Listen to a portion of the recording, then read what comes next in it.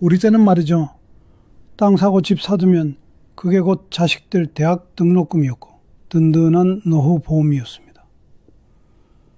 집값은 절대 배신하지 않는다는 믿음, 바로 우리 세대가 만든 성공 공식이었죠. 그런데 세상이 너무나도 달라졌습니다. 지금 광주에서는 우리가 믿었던 그 성공 공식이 쪽박 공식이 되어 수많은 은퇴자들을 길거리로 내몰고 있습니다. 몇 년 전까지만 해도 광주는 무조건 오른다고 외치던 사람들이 지금은 어디로 갔을까요? 분양가보다 수억을 산 피눈물 매물들만 쏟아져 나오고 있습니다. 평생 모은 퇴직금이 이자 폭탄이 되어 매달 내 통장을 공격하고 내 집인 줄 알았는데 정신 차려보니 은행집이 되어버리는 이 기막힌 현실. 나는 아니겠지 하는 생각. 정말 괜찮을까요? 더 이상 카드라 통신에 속아 평생 모은 재산을 잃는 분들이 없도록 오늘 그 위험한 진실을 똑똑히 보여드리겠습니다. 2022년 봄, 정재호 씨의 퇴직식이 열리던 날이었습니다. 광주 하남공단 자동차 부품회사. 33년 그의 청춘을 고스란히 바친 곳이었습니다. 동료들의 박수 소리를 뒤로하며 정든 공장을 떠나던 날, 그의 손에는 퇴직금 1억 8천만 원이 들려 있었습니다. 평생 허리띠 졸라매며 모은 피 같은 돈인데 왠지 내 돈 같지가 않았습니다. 출근길마다 그의 발이 되어주었던 낡은 회색 운동화. 그는 신발을 내려다보며 나지막이 중얼거렸습니다. 너도 이제 그만 쉬어야지. 하지만 며칠 지나지 않아 그 운동화는 다시 그의 발에 끼워져야만 했습니다. 은퇴 후의 아침은 참 낯설었습니다. 새벽 6시만 되면 저절로 눈이 떠졌지만 갈 곳이 없었습니다. 식탁 위엔 아내가 차려준 따뜻한 밥과 국이 전부였고 TV에서는 온종일 부동산 뉴스만 떠들어댔습니다. 전국 집값 하락세. 하지만 광주는 다릅니다. 신도시 분양 열기 후끈 외지 투자자까지 몰려 이상하게 그 뉴스 자막이 그의 잠자던 마음을 건드렸습니다. 그래, 내 고향 광주는 다를 거야. 여긴 아직 기회가 있어. 그날 저녁 재호 씨는 퇴직금 통장을 만지작거리며 조심스레 아내에게 말을 꺼냈습니다. 여보, 하남 신도시에 새 아파트 분양하는 거 알아? 요즘 같은 때에 중도금 이자를 2년이나 안 받는다는데 이거 기회 아니야? 아내 이선희 59씨는 걱정이 가득한 얼굴로 젓가락을 내려놓았습니다. 그 돈 우리 둘이 아프지 않고 살려고 모아둔 마지막 비상금 아니에요. 서울도 아니고 광주에 무슨 아파트를 또 사요. 요즘은 말이야. 이럴 때 고향에 번듯한 새 아파트 하나 사두면 그게 효자 노릇을 하는 거야. 이자도 없다는데 뭐가 걱정이야.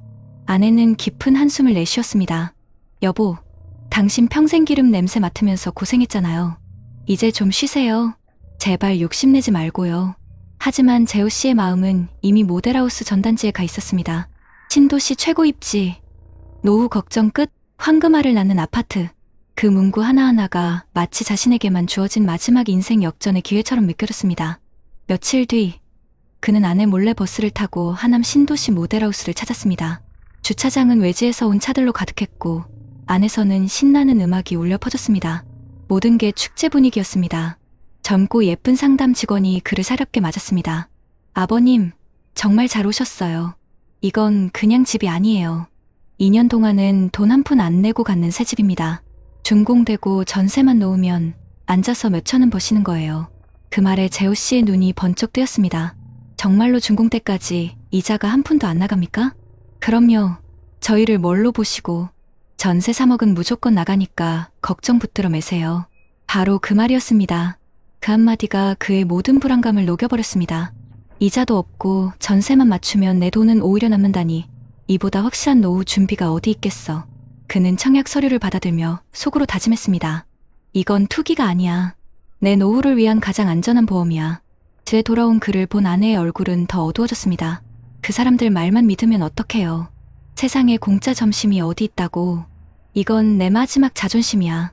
평생 남의 공장에서 일했는데 이제 내 이름으로 된 번듯한 집 하나는 있어야 하지 않겠어? 그 한마디에 아내는 더 이상 말을 잇지 못했습니다. 거실 구석 퇴지식 날 벗어둔 낡은 운동화 위로 먼지가 하얗게 쌓여가고 있었습니다. 주말에는 아들 민수 씨가 찾아와 불같이 화를 냈습니다. 아버지, 지금 뉴스 안 보세요? 금리가 미쳐서 다들 죽는 소리 하는데 무슨 아파트 청약이에요. 아들아, 지든 말이다. 결국엔 올라. 그건 세상이 바뀌어도 안 변하는 진리야. 그 진리 믿다가 지금 길바닥에 앉은 사람이 한둘인 줄 아세요? 제발 정신 좀 차리세요. 아들의 절규 섞인 목소리도 그의 귀에는 들리지 않았습니다. 2022년 8월, 청약 접수일, 새벽 5시부터 일어나 컴퓨터 앞에 앉은 그는 떨리는 손으로 비밀번호를 3번이나 틀렸습니다. 광주 하남 신도시 덕포레 아파트 84A형, 청약 접수 버튼을 누르는 순간 심장이 멎는 것 같았습니다. 됐다, 이제 하늘에 맡기자. 그리고 며칠 뒤 발표일, 당첨을 축하합니다. 모니터에 뜬 6글자를 본 순간 그의 눈시울이 뜨거워졌습니다. 여보, 나 됐어. 우리 당첨됐다고. 아내는 말없이 웃으며 고개를 끄덕였습니다. 축하해요, 여보. 이제 정말 시작이네요. 계약금 4,800만 원을 이체하던 순간 통장 잔고가 뭉텅 비어버렸지만 마음만은 부자가 된 것 같았습니다. 계약서를 품에 안고 집에 돌아온 그날 밤, 그는 서재 책상 위에 낡은 운동화를 조심스레 올려놓았습니다. 너도 고생 많았다. 우리 이제 진짜 편하게 살자. 하지만 그 낡은 운동화는 알고 있었을 겁니다. 진짜 고생길은 이제부터 시작이라는 것을. 2023년 겨울, 첫눈이 내리던 날, 정재호 씨는 오랜만에 하남 신도시 공사 현장을 찾았습니다.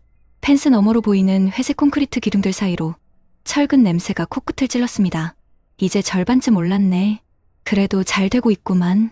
그는 두 손을 호주머니에 찔러 넣은 채 한참을 서 있었습니다. 마치 자신이 세운 집인 양 자부심이 믿겨졌습니다. 그때 아내가 뒤에서 조용히 물었습니다. 여보, 진짜 괜찮은 거죠? 그럼. 봐봐, 사람들도 다 사잖아. 여긴 입지가 좋아. 그는 일부러 자신감 있는 표정을 지었지만 가슴 한켠에서는 설명할 수 없는 불안이 조금씩 자라나고 있었습니다. 입주자 단톡방은 언제나 시끌벅적했습니다. 이번 단지는 광주 최고 인기예요. 전세 3억은 무난합니다. 지금 계약하신 분들 대부분 서울 사시는 분들이래요. 그런 말들이 그에게는 확신의 증거처럼 들렸습니다. 그는 밤마다 카페 글을 읽으며 안심했고 추천맨 앞장에는 커다란 글씨로 이렇게 써두었습니다. 계약금 4,800만 원 더하기 대출 3억 더하기 전세 3억은 내 돈 2억 투자. 완벽한 계산. 하지만 계산은 현실 앞에서 언제나 흔들리기 마련이었습니다. 2024년 봄, 준공을 앞둔 시점, 부동산 뉴스에는 연일 불길한 단어가 쏟아졌습니다. 역전세, 미분양, 급매. 그의 휴대폰 알림창에도 아들 민수의 메시지가 도착했습니다. 아빠, 지금이라도 생각 다시 해봐요. 전세가 3억? 요즘은 2억도 안 맞춰져요. 그는 답장을 쓰지 않았습니다. 손끝이 떨렸기 때문이었습니다. 그리고 며칠 뒤 은행에서 한 통의 우편물이 도착했습니다. 중도금 대출 실행 안내, 이자 2년 면제, 준공시 일괄 정산. 그 문장만 보고 그는 미소를 지었습니다. 그래, 아직은 괜찮아. 돈 안 나가잖아. 그러나 그 괜찮음이 얼마나 짧은 착각이었는지 그는 곧 뼈저리게 알게 됩니다. 2025년 1월, 입주식 날, 단지 입구에는 커다란 현수막이 걸려 있었습니다. 축, 하남 땡땡 아파트 입주 시작. 그는 아내와 함께 새 열쇠를 건네받았습니다. 17층, 깨끗한 하얀 벽지, 반짝이는 마루, 거실 창문 너머로 보이는 산등성이에 아내는 잠시 미소를 지었습니다. 그래도 깨끗하긴 하네요. 그럼 이제 전세만 놓으면 끝이야. 그는 그렇게 말하며 안심했지만 그의 말이 진심이 아니었다는 걸 아내는 알고 있었습니다. 며칠 뒤 단지 앞 부동산을 찾았습니다. 유리창에는 전세 2억 7천, 급전세 2억 5천 같은 종이가 덕지덕지 붙어 있었습니다. 사장님, 저도 3억에 내놓으려고 하는데요. 중개업자가 난감한 표정을 지었습니다. 요즘 전세 맞추기 어려워요. 그래도 일단 내놔보시죠. 곧 오를 거예요. 다 새 아파트인데요. 그는 굳게 믿었습니다. 하지만 한 달이 지나도 전화 한 통 오지 않았습니다. 그의 노트북 검색창에는 매일 같은 단어가 반복되었습니다. 광주 하남 전세 시세. 투자는 매일 조금씩 내려갔습니다. 3억이 2억 8천으로, 2억 8천이 2억 5천으로, 결국 2억 초반대까지 떨어졌습니다. 봄이 올 무렵 그는 처음으로 이자 고지서를 받아들었습니다. 매달 납부액 91만 2천 원. 통장을 열 때마다 잔고가 깎여나갔습니다. 이게 뭐야? 이렇게 많이 빠져나가? 아내는 그를 바라보다가 조용히 말했습니다. 이자 면제라던 그 말, 결국 이거였네요. 그는 아무 말도 하지 못했습니다. 그저 식탁 위 낡은 운동화를 바라볼 뿐이었습니다. 그 운동화 밑창엔 그가 평생 다닌 공장 바닥에 기름때가 아직도 남아 있었고 그 냄새가 이상하게 코끝을 찔렀습니다. 여름이 되자 결국 그는 결심했습니다. 전세 2억에라도 내놓자. 그 차이만큼 약 1억 원의 빚이 남았습니다. 그날 은행에서 받은 고지서에는 이렇게 적혀 있었습니다. 이자 납부액 43만 원, 국민연금 130만 원 중 절반이 사라졌습니다. 여보, 결국 이렇게 됐네요. 아내의 목소리는 낮았지만 그보다 더 깊은 한숨이 담겨 있었습니다. 그는 신문을 펼쳐들며 대답했습니다. 괜찮아. 조금만 버티면 오를 거야. 하지만 손끝은 떨리고 있었습니다. 그날 밤 베란다에 앉아 담배를 붙였을 때 낡은 운동화가 그의 발끝에 바랬습니다. 그는 그 신발을 조용히 들어 올려 바라보다가 희미하게 웃었습니다. 내가 널 너무 오래 믿었구나. 세상도 나도 다 바뀌었는데. 2025년 가을 광주의 바람은 차가웠습니다. 단지 앞 가로등은 환했지만 그의 마음은 어두웠습니다. 입주한 지 1년도 되지 않아 시세는 분양가보다 1억 이상 떨어졌습니다. 단톡방에는 금매 3억 4천, 전세 공실 다수 같은 글이 줄을 이었습니다. 아들 민수는 다시 찾아왔습니다. 아버지, 이젠 인정하셔야죠. 그 돈이면 그냥 연금 넣는 게 나았어요. 그는 밥만 씹으며 고개를 숙였습니다. 아직은 아니야. 조금만 더 기다려보자. 그 말에 아내는 조용히 수저를 내려놓았습니다. 당신 마음은 이해하지만 이제 우리 생활도 생각해야죠. 그날 밤 그는 서재로 들어가 계약서를 꺼냈습니다. 붉은 인주 자국이 선명했습니다. 내 인생의 도장 하나가 이렇게 무거운 짐이 될 줄이야. 그는 손으로 문질러 보며 중얼거렸습니다. 새벽이 되자 알람이 울리기도 전에 눈이 떠졌습니다. 그는 다시 운동화를 꺼내 신었습니다. 마트 창고에서 일하는 친구가 사람이 부족하다고 했던 게 떠올랐습니다. 그래, 가만히 앉아있을 순 없지. 그날 이후 그는 다시 일하기 시작했습니다. 라면 박스를 나르고 우유 상자를 옮기며 하루 종일 땀에 젖은 몸으로 살았습니다. 퇴근길 버스 안에서 그는 문득 창밖을 내다봤습니다. 멀리 자신이 분양받은 그 아파트가 어둡게 서 있었습니다. 불이 꺼진 층, 불이 켜진 층이 뒤섞여 있었습니다. 그는 그 불빛 사이에 자신을 본 듯했습니다. 한때는 밝았지만 지금은 깜빡이는 불빛. 그는 집에 돌아와 운동화를 벗으며 중얼거렸습니다. 그래도 버텨야지. 이자 내야 하니까. 아내는 말없이 그를 바라보다가 조용히 물었습니다. 여보, 이렇게까지 해야 돼요? 그는 잠시 숨을 고르고 대답했습니다. 괜찮아. 이렇게라도 버티면 언젠간 다시 좋아질 거야. 하지만 그 말은 스스로에게 하는 거짓 위로에 불과했습니다. 창문 밖으로 바람이 불어와 낡은 운동화를 스쳤습니다. 그 신발은 조용히 쓰러졌습니다. 그 모습이 마치 그가 붙잡고 있던 노후의 공식이 무너지는 순간 같았습니다. 지금도 그의 서재 한켠에는 그 운동화가 놓여 있습니다. 기름때가 묻은 그 신발은 그가 평생 믿었던 집값은 오른다는 신화를 대신해 욕심은 노후를 삼킨다는 교훈을 남기고 있었습니다. 그는 오늘도 아침마다 그 운동화를 바라보며 스스로에게 말합니다. 안전이 결국 가장 큰 수익이더라. 여러분 어떠신가요? 위의 사례는 정말 비참하고 서글픈 인생 아닌가요? 하지만 지금부터 소개해드릴 이야기는 정반대의 선택으로 평온하고 단단한 노후를 살고 있는 한 사람의 이야기입니다.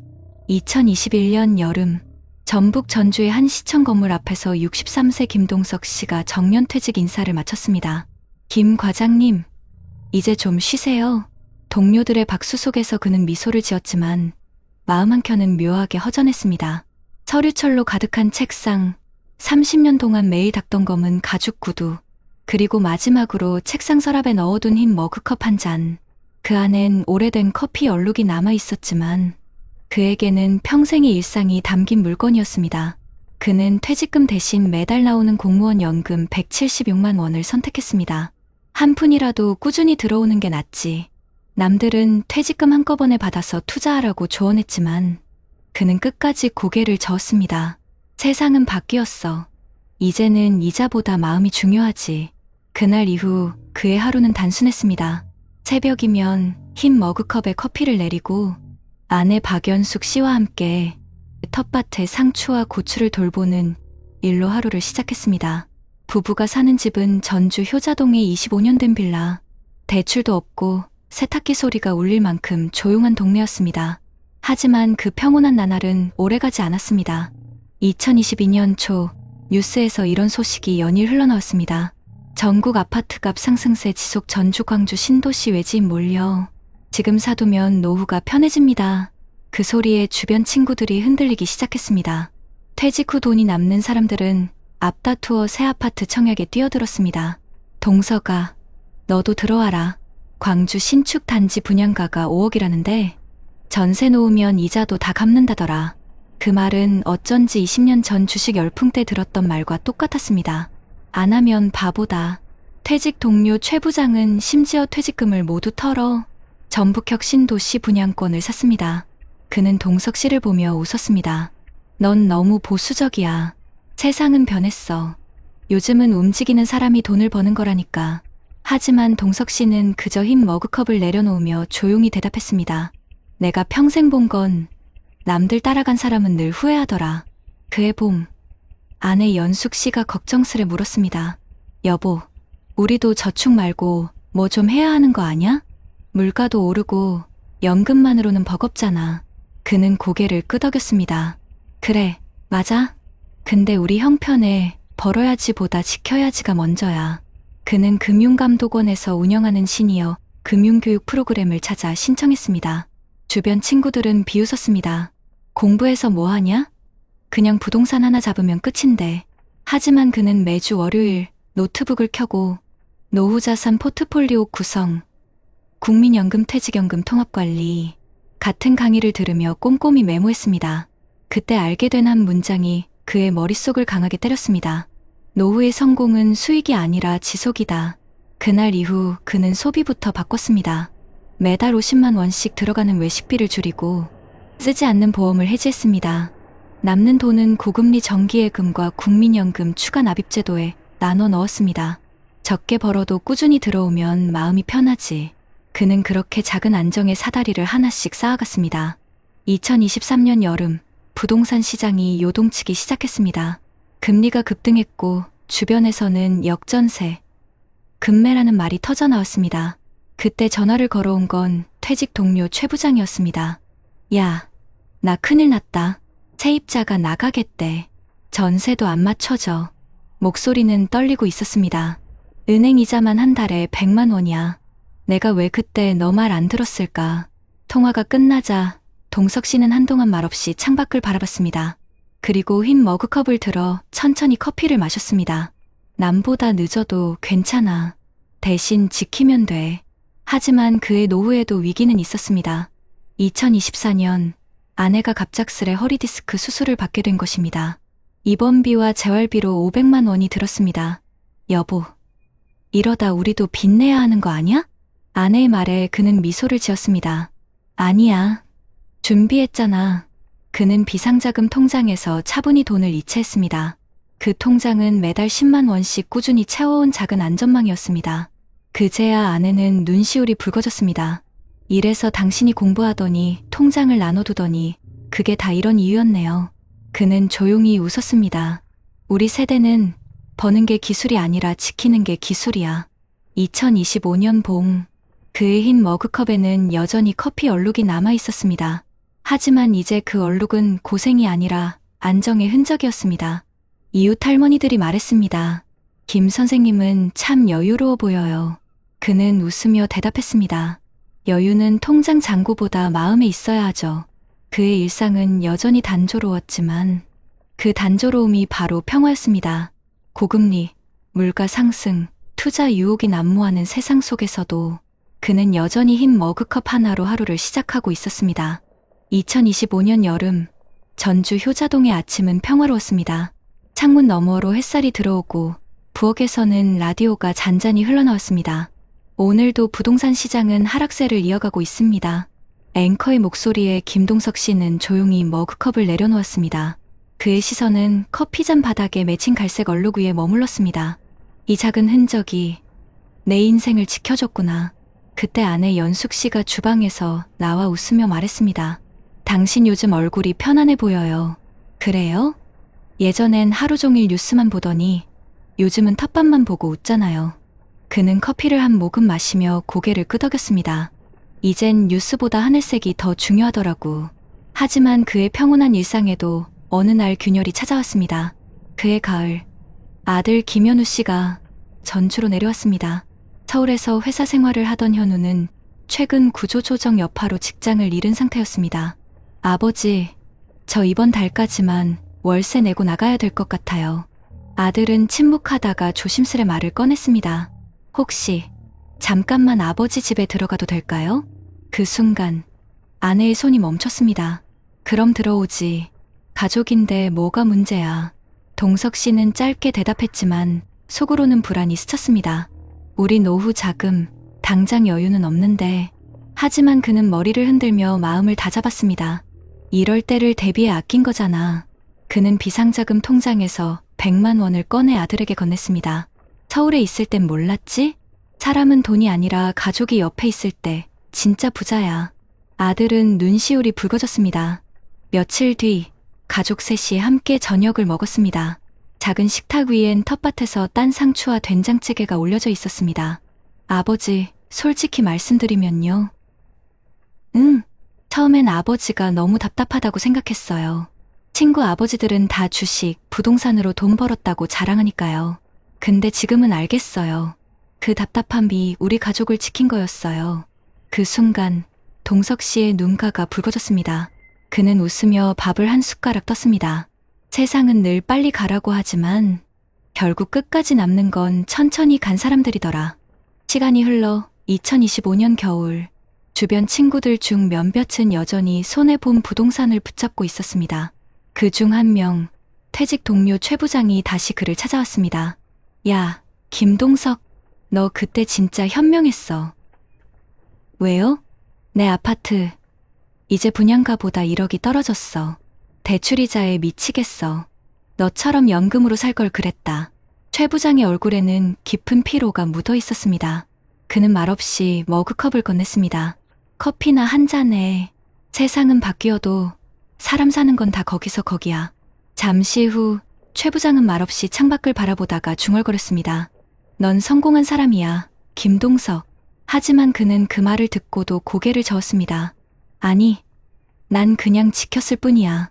내 걸 욕심내지 않고 내 자리를 지킨 것뿐이지. 그날 밤, 그는 잠들기 전 작은 수첩을 펼쳤습니다. 거기에는 이렇게 적혀 있었습니다. 2021년 퇴직, 불안 시작. 2022년 욕심 유혹. 2023년 지킴의 선택. 2024년 위기 속 안정. 2025년 평온의 증명. 그는 그 아래에 조용히 한 줄을 더 썼습니다. 안정은 빠르게 오지 않지만 절대 배신하지 않는다. 며칠 후 겨울비가 내리던 날, 그는 다시 시청 근처를 지났습니다. 예전 동료들이 점심 식사를 마치고 나오던 자리, 그는 잠시 멈춰 서서 주머니 속에서 낡은 머그컵을 꺼냈습니다. 그 컵에는 여전히 커피 얼룩이 남아 있었고, 그 얼룩은 마치 세월의 흔적처럼 그에게 말을 걸었습니다. 잘했어. 서두르지 않아서. 그는 천천히 미소를 지었습니다. 그래, 욕심을 버린 게 아니라 평화를 택한 거였지. 2026년이 다가오고 있었습니다. 그의 통장엔 여전히 170만 원 남짓의 연금이 들어왔고, 생활비는 그 안에서 정확히 계산되어 나갔습니다. 물론 여행도 사치도 없었습니다.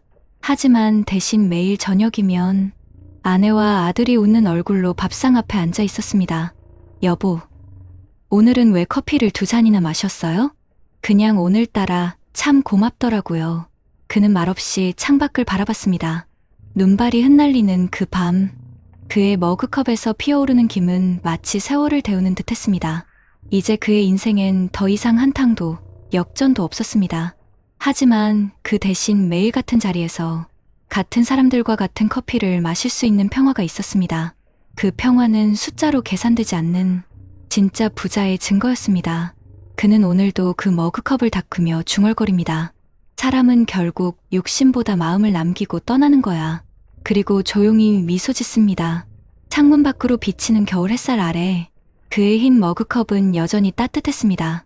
먼저 대한민국 내부부터 봐야 합니다. 2025년 발표된 연구에 따르면 우리나라 고령 가구의 약 46%는 은퇴 후 최소 생활비조차 소득으로 충당하지 못한다고 응답했습니다. 즉, 절반 가까운 고령 가정이 지금의 생활을 유지하기조차 벅차다고 느끼는 거죠. 또 같은 조사에서 고령 가구가 보유한 자산 중 상당 부분은 부동산 중심 실물 자산이며 금융자산 활용 비율은 낮은 편이라는 지적도 나옵니다. 이 말은 많은 노인들이 집 한 채에 모든 기대를 걸고 있지만 그것을 유동화해서 현금 흐름으로 쓰는 데는 한계가 있다는 뜻이기도 합니다. 또 다른 통계로 보면 65세 이상 고령자 가구의 순자산액 자산에서 부채를 뺀 순자산은 평균 약 4억 5천만 원에 이릅니다. 그러나 여기엔 중요한 함정이 있습니다. 자산 중 대부분이 부동산이라는 점, 그리고 70대 고령층의 42%는 금융자산이 1천만 원 미만이라는 점입니다. 즉, 겉보기 순자산은 높아 보여도 손에 쥐어 쓸 수 있는 돈은 거의 없는 경우가 많다는 거죠. 부동산에 지나치게 집중된 자산 구조는 특히 문제입니다. 한국 고령 세대 가계 자산 중 부동산 등 실물 자산이 전체의 60% 이상을 차지합니다. 반면 미국이나 유럽의 경우 주택 및 부동산 자산 비중은 이보다 훨씬 낮고 금융자산 중심 구성이 많습니다. 이처럼 부동산 편중은 유동성 부족과 리스크 노출을 동시에 증폭시킵니다. 해외 연구도 많은 시사점을 줍니다. 예를 들어 중국 가계를 대상으로 한 연구에서는 인구 고령화가 진행될수록 가계의 위험 자산 참여율, 참여 깊이, 다양성 모두 감소한다는 결과가 나왔습니다. 이는 고령층이 리스크 회피적 성향을 강화하고 금융 문해력이 부족할 경우 참여가 더 위축된다는 분석과 연결됩니다. 또 다른 연구에서는 인구 고령화가 가계 자산 배분의 효율성을 전반적으로 낮춘다는 결과를 제시합니다. 특히 자산이 적은 가구나 농촌 가구일수록 고령화의 부정적 영향이 더 강화된다는 점도 강조됩니다. 정리하자면 이 통계와 연구들이 우리에게 말하고 있는 것은 다음과 같습니다. 많은 고령 가구가 최소 생활비마저 감당하기 어려운 구조에 놓여 있다. 자산은 부동산 중심이며 유동화 가능성이 낮아 실제 현금 흐름 확보가 어렵다. 인구 고령화는 가계의 위험 자산 참여를 억제하고 자산 운용의 다양성과 효율성을 저하시킨다. 자산 수준이 낮거나 농촌 거주 가구일수록 이 위험이 더 크다. 이런 통계와 연구 배경 위에서 앞서 본 두 사례 육심으로 무너진 사람과 안정으로 지킨 사람은 단순히 극단적인 드라마가 아닙니다. 실제 많은 노후 세대가 이 두 가지 길 사이를 오가고 있고 위 통계는 그 선택의 무게를 보여주는 거울입니다. 여러분, 앞선 사례와 통계가 보여준 문제점들을 마냥 안타까워만 할 수는 없습니다. 이제는 구체적인 해법까지 같이 보셔야 합니다. 그런데 다행히 이미 정부와 여러 지자체, 또 해외에서는 문제 해결을 위해 움직이는 정책들과 제도들이 존재합니다. 이걸 우리가 우리 현실에 맞게 응용할 수 있도록 함께 살펴보죠. 먼저 우리나라 정부와 지자체 차원의 움직임입니다. 2025년 기준 보건복지부에서는 든든한 노후 준비, 국가와 지자체가 함께합니다 캠페인을 펼치고 있습니다. 이를 통해 광역기초지자체들이 찾아가는 노후 준비 설명회를 여러 주민들에게 재정 설계와 자산관리 정보를 제공합니다. 이 설명회는 노후 준비 지원 사업의 인식 제고와 실천 유도를 목적으로 하고 있습니다. 이와 더불어 노후 준비 지원법 개정을 통해 지자체 장도 지역 내에서 노후 준비 지원센터를 지정해 주민에게 노후 준비 서비스를 직접 제공할 수 있게 바뀌었습니다. 이 덕분에 부산, 인천, 전북 일부 시군 등에서 지자체 기반의 노후 준비 서비스가 시범 운영되고 있다는 보고도 나옵니다. 또한 정부는 제3차 노후 준비 지원 기본 계획을 수립 중이며 이 안에는 중장년 및 노인 일자리 확대, 유연 안정 노후소득 보장 체계 강화, 거주지역 중심의 노후 생활 기반 구축 등이 포함되어 있습니다. 즉, 단순히 돈만 주는 것을 넘어 거주지에서의 삶의 질과 지속 가능한 수익 구조를 함께 설계하겠다는 전략입니다. 지자체 쪽에서는 이미 실질적 지원 사업들이 운영되고 있습니다. 예를 들어 여러 지자체에서는 노후주택 개보수 사업을 시행 중입니다. 서울 일부 자치구에서는 저소득 노인을 대상으로 욕실의 안전바 설치, 미끄럼 방지 바닥 공사, 화장실 변기 높이 조정 등을 지원하고 있습니다. 경기도 지역에서는 노후주택의 단열 보강, 도배장판 교체 등의 지원을 하며 농촌 지역의 경우 지붕 방수 보강이나 벽체 보강 사업 등이 이루어지고 있습니다. 이 외에도 한국에너지공단에서는 노후 가구를 대상으로 보일러 교체, 고효율 냉난방기 설치 등 에너지 효율 개선 사업을 지원해 난방비 절감과 주거 환경 개선을 동시에 꾀하고 있습니다. 이처럼 정부와 지자체가 기반 인프라와 생활 환경을 개선해주는 역할을 확대하고 있으니 우리가 할 일은 이 제도들을 최대한 활용하고 연결고리를 만드는 것입니다. 다음은 해외 사례에서 우리가 참고할 만한 제도입니다. 먼저 대표적인 제도가 바로 영무기지 제도입니다. 미국에서는 주택을 담보로 하여 거주하면서 담보 가치를 돈으로 받을 수 있는 영무기지 제도가 활성화되어 있으며 정부 보증 상품도 있습니다. 즉 노인이 집을 팔지 않고도 자산 일부를 현금 흐름으로 전환할 수 있는 방법이죠. 이 제도는 소유 자산은 많지만 현금이 부족한 계층에게 유용한 안전판 역할을 할 수 있습니다. 일본에서도 영무기지 시장이 점차 성장하고 있는데 주택 소유자가 일정한 연금 형태나 현금 인출 형태를 선택할 수 있도록 하는 상품이 늘고 있다는 보고가 있습니다. 이 해외 제도의 장점은 다음과 같습니다. 집을 팔지 않아도 생활 자금을 확보할 수 있다. 원칙적으로 원금이나 이자를 매달 갚지 않아도 된다. 상속 시에도 주택 매각 대금 범위 내에서 정산되므로 무리한 부담이 남지 않는다. 물론 영무기지를 그대로 들여오는 것은 리스크도 있습니다. 부동산 가치 하락, 이자 누적, 담보 가치 감소 등이 발생할 수 있기 때문이죠. 하지만 정부가 보증을 제공하거나 제도적 안전장치를 함께 만든다면 이 방식은 특히 우리처럼 부동산 중심 자산 구조를 가진 노후 세대에게 유용한 선택지가 될 수 있습니다. 따라서 제가 제안드리는 정책 조합은 다음과 같습니다. 영무기지형 주택담보연금 제도 도입, 정부가 일정 부분 보증하거나 상한을 설정해 리스크를 관리하는 영무기지 연금 상품을 출시하고 노인이 주택을 담보로 생활자금을 인출하면서도 거주권을 유지할 수 있게 합니다. 지자체 기반의 노후준비 통합서비스센터 운영 강화, 모든 시군구에 노후준비지원센터를 설치하고 재정 설계, 자산 포트폴리오 점검, 노후주택 개보수 상담 등을 한 공간에서 제공할 수 있게 합니다.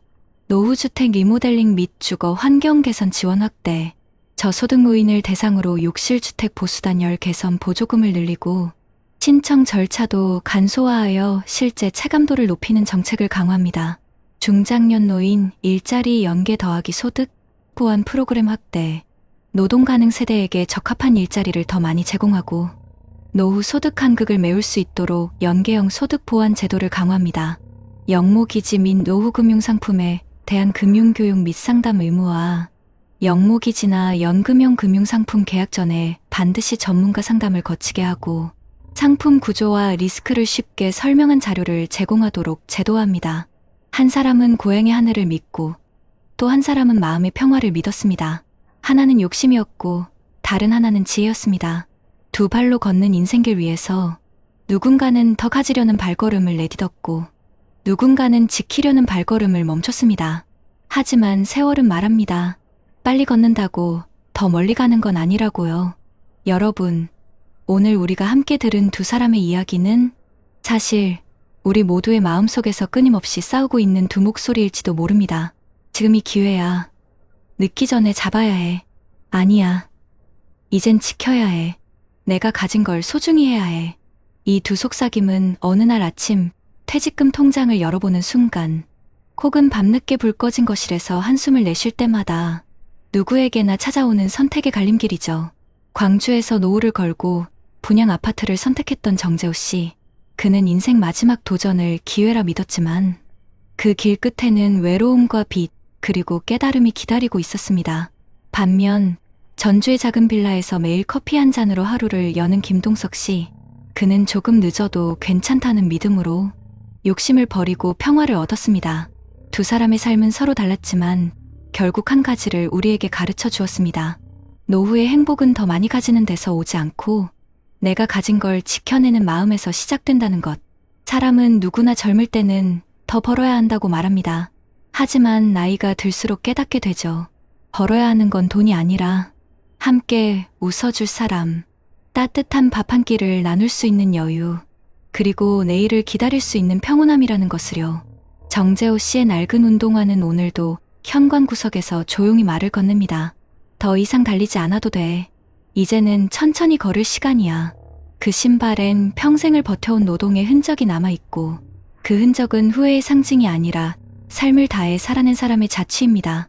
그리고 김동석 씨의 흰 머그컵에는 매일 같은 커피 얼룩이 남아 있습니다. 그 얼룩은 단조로운 하루의 반복이 아니라 불안 대신 평화를 택한 용기의 흔적입니다. 여러분, 우리는 인생의 마지막 챕터를 써 내려가는 중입니다. 하지만 아직 늦지 않았습니다. 지금이라도 내가 가진 걸 어떻게 지킬 것인가를 스스로에게 물어야 합니다. 그 대답은 거창한 투자나 화려한 재테크가 아닙니다. 내 통장을 천천히 들여다보고 내 삶의 리듬을 되찾는 일, 가족과 하루 한 끼를 웃으며 나누는 일, 그 속에서 진짜 부는 피어납니다. 이제는 남들과 비교하지 않아도 됩니다. 누가 더 좋은 차를 타는지, 누가 더 큰 집을 샀는지, 그건 인생의 본질이 아닙니다. 진짜 부자는 불안에 흔들리지 않는 사람, 마음에 빚이 없는 사람, 그리고 오늘 하루를 감사히 마무리할 줄 아는 사람입니다. 우리는 결국 이만하면 충분하다는 마음으로 하루를 정리할 수 있는 사람이 되어야 합니다. 그 마음 하나가 무너진 노후를 다시 일으키고 가족의 온기를 되살리고 지금 이 순간을 살아낼 힘이 되어줍니다. 여러분, 혹시 지금 불안하시나요? 나도 저렇게 될까 봐 무섭다. 그런 생각이 드신다면 그건 이미 잘 살아온 증거입니다. 그만큼 당신은 진심으로 인생을 사랑해왔고 지금도 더 나은 내일을 꿈꾸고 있다는 뜻이니까요. 마지막으로 이 말을 남기고 싶습니다. 돈은 모자라면 다시 벌 수 있지만 마음이 무너지면 다시 일어나기 어렵습니다. 그러니 부디 당신의 노후가 숫자보다 마음으로 채워지길 바랍니다. 빚 대신 감사가, 욕심 대신 평화가, 후회 대신 미소가 남는 인생이 되길 바랍니다. 오늘 영상이 당신의 하루에 작은 위로가 되었다면 좋겠습니다.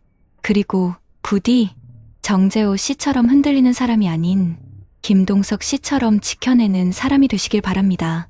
우리 모두의 노후가 두 사람의 길 중에서 더 따뜻한 쪽으로 향하길 바라며 이 이야기를 마칩니다.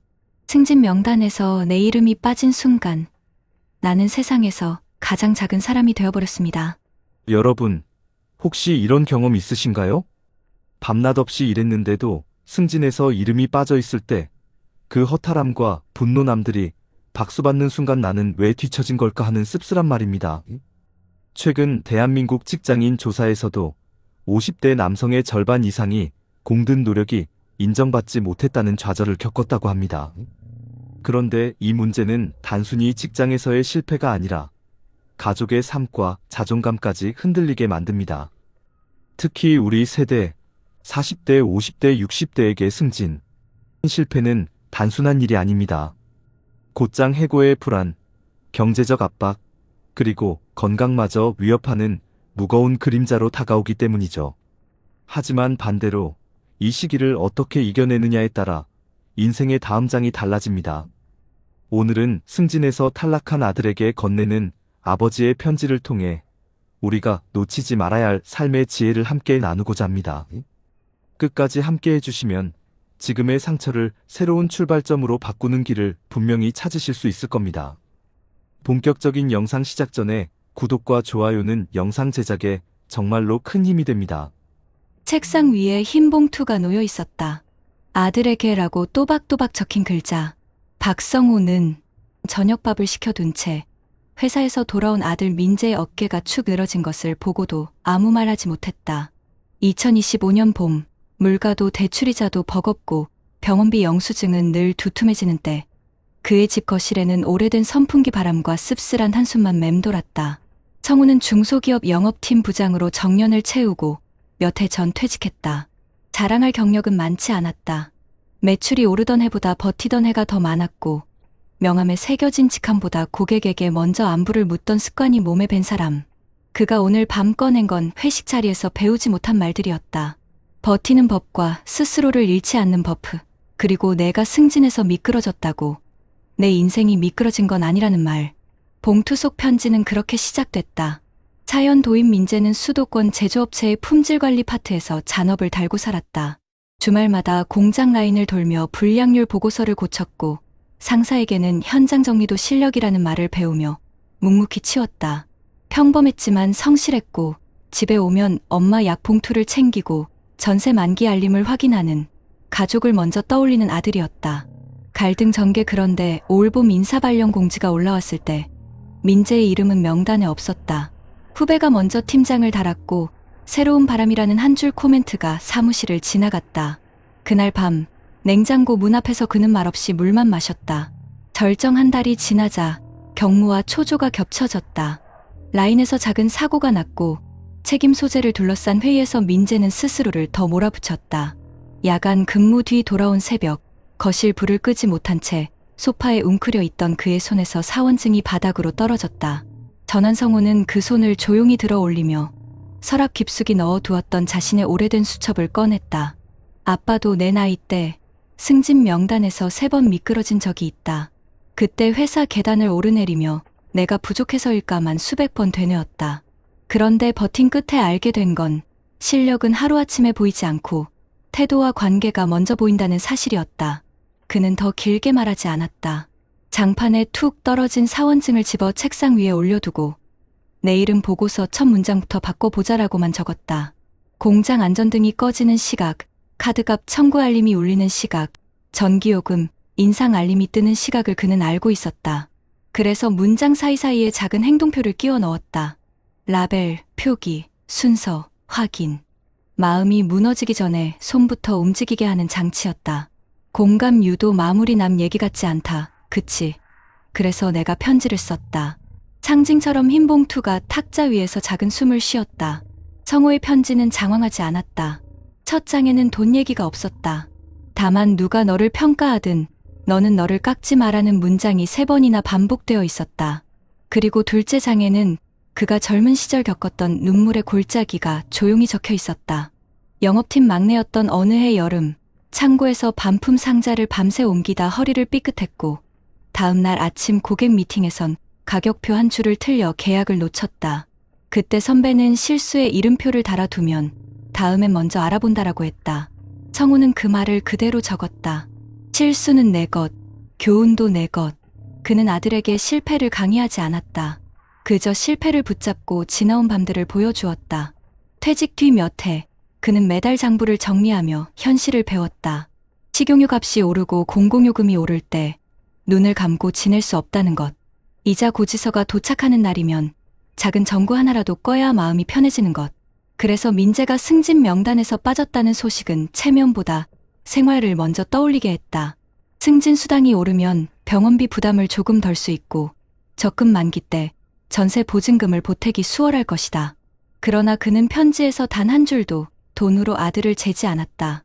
돈은 방편이고 너는 목적이다. 그는 적었다. 목적을 잊으면 방편이 주인을 먹는다. 편지 넷째 장에는 그가 영업팀 부장 시절에 배운 현장의 언어가 담겨 있었다. 사람은 성적표로 움직이지 않는다. 관계로 움직인다. 민재가 후배에게 자리를 내준 건 능력이 없어서만은 아닐 수 있다는 불편하지만 현실적인 문장도 있었다. 일은 숫자로 보이지만 기회는 사람의 입으로 온다. 그래서 그는 아들에게 3가지만 부탁했다. 첫째, 말 없는 인사를 그만둘 것. 둘째, 고쳐야 할 것을 먼저 고치고 고칠 수 없는 것은 묻어두는 순서를 배울 것. 셋째, 라인에서 사고가 나면 책임 대신 절차를 먼저 확인할 것. 그 순서는 성과보다 안전을, 성급한 정의보다 지속을 지키는 법이었고 무엇보다도 아들의 자존감을 지키는 최소한의 울타리였다. 밤이 깊어갈수록 문장들은 더 짧아졌다. 너는 괜찮다. 아빠가 알아본다. 명단이 전부가 아니다. 하지만 편지는 결코 달콤하지 않았다. 내일 출근해서 어제처럼 하지 마라. 마지막 장에는 작은 포스트잇이 붙어 있었다. 현장 순회 시간 바꾸기, 보고서 첫 줄에 선행 조치 적기, 점심시간에 라인장에게 감사 문자 보내기. 거창한 전략이 아니었다. 버티는 기술, 견디는 생활, 다시 서는 순서를 적은 메모였다. 창밖으로 새벽 택배차가 지나갔다. 성호는 봉투를 닫으며 아들이 잠든 소파 옆에 조용히 놓았다. 그리고 자신의 노트 한 장을 찢어 작은 메모를 더했다. 아들, 내가 이겨내도 되고 잠시 멈춰도 된다. 다만 내가 내 편인 것만 확인해라. 다음 날 아침 출근길 현관에서 신발끈을 매던 민재가 봉투를 들었다. 인사말 대신 눈을 들었다 내린 뒤 그는 짧게 말했다.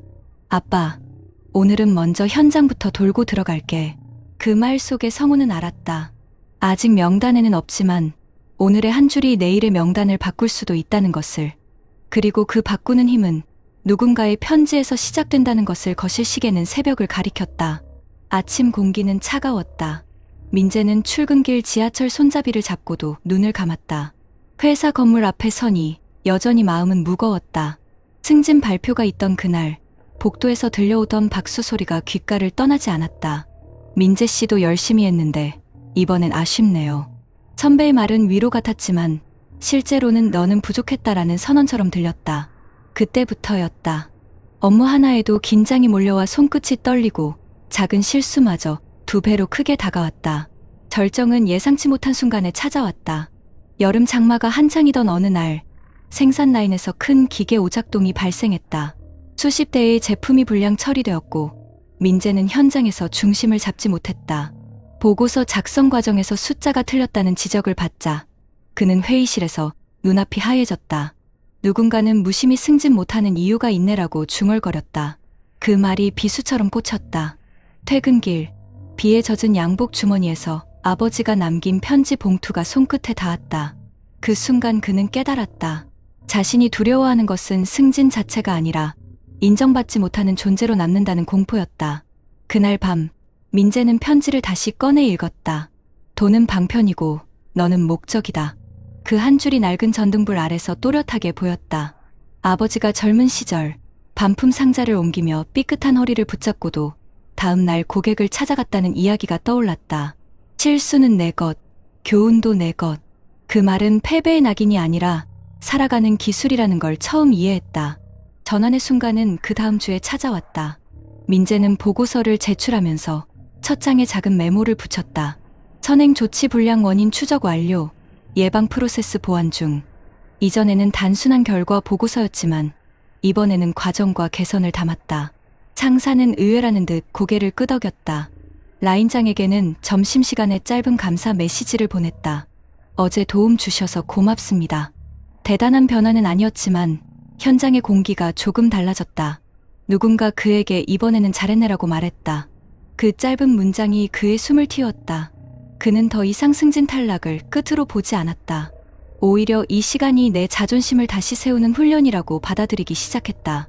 아버지가 편지에서 적었던 말처럼 명단이 전부가 아니다라는 사실을 확인했기 때문이다. 물론 현실은 여전히 팍팍했다. 기름값은 오르고 회사 식당 밥값도 올랐다. 하지만 그는 작은 메모 습관을 이어갔다. 라벨, 표기, 순서, 확인. 눈앞의 일을 붙잡아 두는 그 습관이 하루를 버티는 힘이 되었다. 시간은 조금씩 민재의 편이 되어 주었다. 2달 뒤, 그는 작은 프로젝트의 책임자로 발탁되었다. 정식 승진은 아니었지만 동료들과 의견을 조율하고 보고서를 대표로 발표하는 자리는 그에게 새로운 자존감을 심어주었다.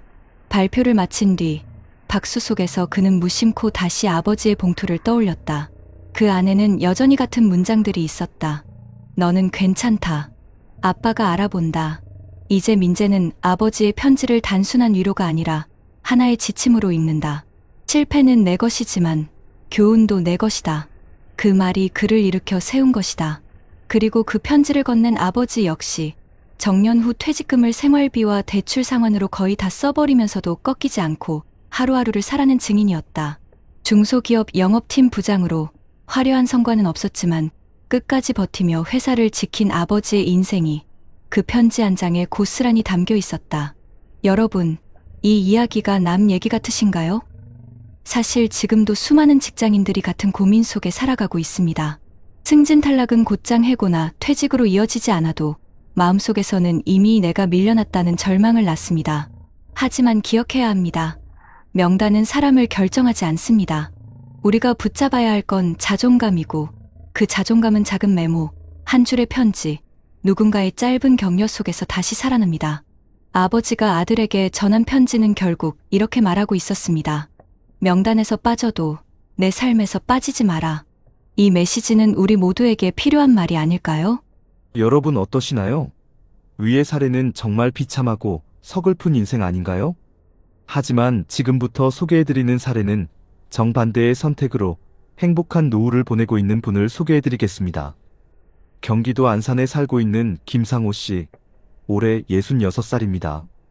상호 씨는 한 대기업 전자부품 회사에서 영업관리팀장으로 정년퇴직을 했습니다. 특별히 눈에 띄는 성과가 있었던 건 아니었습니다. 늘 묵묵히 현장 직원들과 부딪히며 고객사와의 거래를 지켜내는 안전한 손 역할이었습니다. 젊은 시절 동료들 사이에서는 승진은 느리지만 안정적으로 간다는 말이 그의 별명이기도 했습니다. 퇴직을 앞두고 받은 퇴직금은 1억 5천만 원. 주변 동료들 가운데 일부는 이 돈으로 곧장 상가를 분양받거나 무리하게 음식점을 열었습니다. 하지만 상호 씨는 달랐습니다. 그는 회사에 다니던 시절부터 노후 대비를 조금씩 준비해 왔습니다. 30대 중반부터 꾸준히 적립식 펀드를 들었고 40대 초반에는 연금저축에 가입했습니다. 월급에서 빠져나가는 돈이 많아 당장은 빠듯했지만 그는 눈앞의 넉넉함보다 먼 미래의 안정이 더 중요하다는 생각을 버리지 않았습니다. 그렇다고 그의 인생이 항상 안정적이었던 것은 아닙니다. IMF 외환위기 때 회사 전체가 구조조정 칼바람을 맞았습니다. 함께 입사했던 동기 2명이 명예퇴직을 택했고 그중 1명은 퇴직금을 부동산 투자에 넣었다가 순식간에 날려버렸습니다. 그 모습을 본 상호 씨는 크게 충격을 받았습니다. 나도 언제든 잘릴 수 있다는 불안감이 뼛속 깊이 들어온 겁니다. 그날 이후 그는 생활 습관을 바꿨습니다. 불필요한 소비를 줄이고 아내와 함께 가계부를 꼼꼼히 적었습니다. 명절 때마다 무리하게 선물을 돌리던 것도 멈췄고 가족 외식도 한 달에 한 번으로 제한했습니다. 아이들 교육비가 가장 큰 부담이었지만 그는 빚내서 과한 사교육은 절대 하지 않는다는 원칙을 세웠습니다. 특히 50대 초반에 맞이한 건강위기는 그에게 또 다른 전환점이었습니다. 야근과 출장으로 위험이 심해져 병원에 입원했을 때 그는 돈은 다시 벌 수 있어도 건강은 되돌릴 수 없다는 사실을 절실히 느꼈습니다. 퇴원 이후 그는 술자리를 줄이고 주말마다 아내와 함께 동네 공원을 걷기 시작했습니다. 그 작은 습관은 시간이 지나며 그의 체력을 지켜주는 기반이 되었습니다. 2018년 부동산 시장이 한창 뜨거웠을 때 주변 지인들은 상호 씨에게 권했습니다. 퇴직 전에 미리 상가 하나 사두는 게 최고야. 나중에 임대료 받으면 연금보다 낫지. 실제로 같은 부서 후배 1명은 대출을 끌어다 작은 상가를 샀습니다. 하지만 2023년 경기 침체와 함께 공실이 늘어나자 후배는 이자도 못 내 힘들어하는 모습을 보였습니다. 반면 상호 씨는 유혹을 뿌리쳤습니다.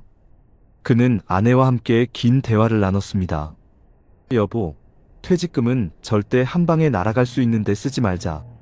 안정적인 흐름이 필요해. 그래, 우리 나이엔 모험보다 확실한 게 좋아. 연금처럼 꾸준히 들어오는 게 있으면 마음이 편하지. 그는 결국 퇴직금을 안전자산과 연금 상품으로 나눠 넣었습니다. 일부는 은행 정기예금으로, 일부는 연금저축 계좌에 추가 납입했습니다. 남은 돈은 생활비 비상금으로 두었습니다. 2025년 현재 물가는 꾸준히 오르고 있습니다. 전기요금과 가스요금 인상, 식료품 가격 상승은 많은 은퇴자들에게 큰 부담이 되고 있죠. 하지만 상호 씨 부부는 비교적 여유로운 생활을 이어가고 있습니다. 매달 국민연금과 연금저축에서 나오는 금액이 합쳐져 생활비를 충당할 수 있기 때문입니다. 무엇보다 큰 차이는 마음의 안정이었습니다.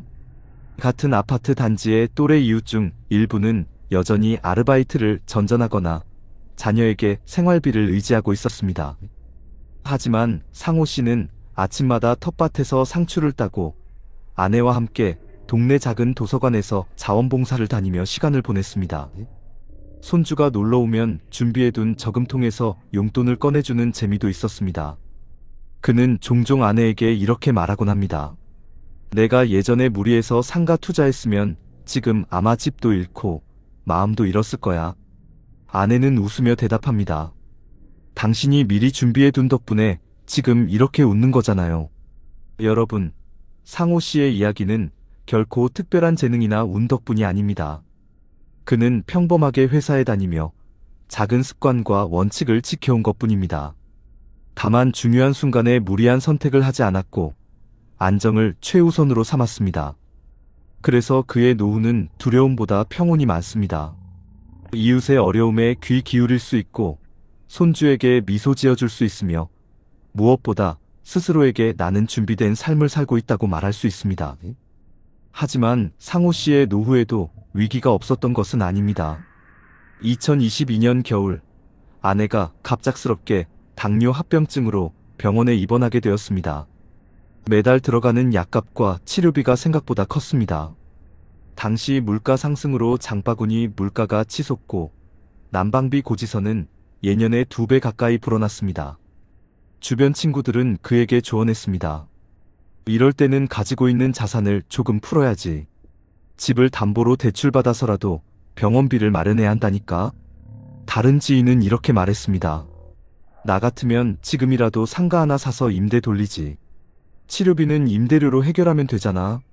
순간 상호 씨도 흔들렸습니다. 퇴직금으로 남겨둔 예금이 점점 줄어드는 걸 보면서 마음 한켠에 불안이 몰려왔기 때문입니다. 하지만 그는 결국 큰 결정을 내리지 않았습니다. 이유는 단순했습니다.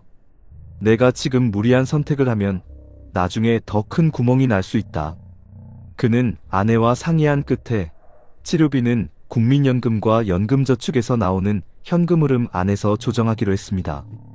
생활비를 줄이고 여가 지출을 아끼고 대신 건강 회복에 집중하기로 한 것입니다.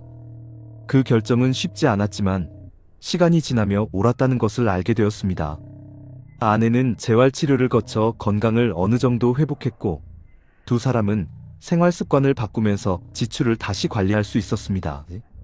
아내가 회복한 뒤 두 사람은 새로운 습관을 만들었습니다. 매일 아침 함께 걷기, 주말마다 텃밭 돌보기, 그리고 손주와 시간을 보내는 것. 단순한 일상이었지만 그것이야말로 노후의 안정과 행복을 지켜주는 힘이었습니다. 2024년 정부에서 고령층 의료비 지원 정책을 확대하면서 상호 씨 부부는 매달 부담하던 약값 일부를 경감받을 수 있었습니다. 그 작은 변화가 큰 안도감을 주었습니다. 준비해둔 연금에다 정부의 지원이 더해지니 이제는 예기치 못한 상황에도 무너지지 않겠구나. 상호 씨는 아내와 함께 다시금 미래를 긍정적으로 바라볼 수 있었습니다. 그는 동네 주민센터에서 진행하는 금융교육에도 꾸준히 참여했습니다. 거기서 만난 또래 친구들과 경험을 나누며 노후에는 소득의 크기보다 소득의 안정성이 중요하다는 점을 다시 확인했습니다. 많은 이웃이 무리한 투자로 고생하고 있다는 이야기를 들을 때마다 상호 씨는 스스로에게 다짐했습니다. 나는 잘 버텼다. 그리고 앞으로도 이 길을 지켜야 한다.